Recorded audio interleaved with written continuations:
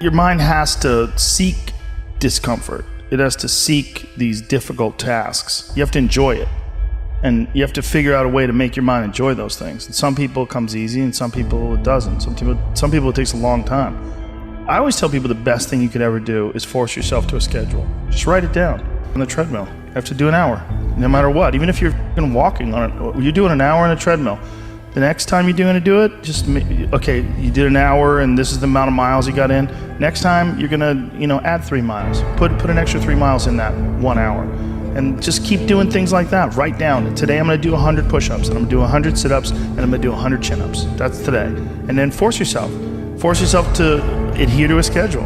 Make a Monday, Wednesday, Friday workout schedule. Give yourself some time off, Like don't even crush yourself to the point where you can't do it. Make it so that you really appreciate those Tuesdays and Thursdays. But on Monday, Wednesday, and Friday, you're going to get after it, and this is what you're going to do.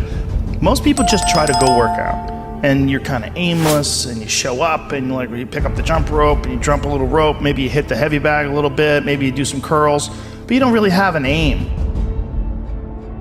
That's why people like to hire trainers, because a trainer will tell you what to do. Well, you can tell yourself what to do. If you don't have money for a trainer, you don't even have to have fucking equipment. With bodyweight squats, sit-ups, chin-ups, push-ups, you could give yourself a brutal full body weight workout. And you can find these for free on YouTube. There's a ton of them.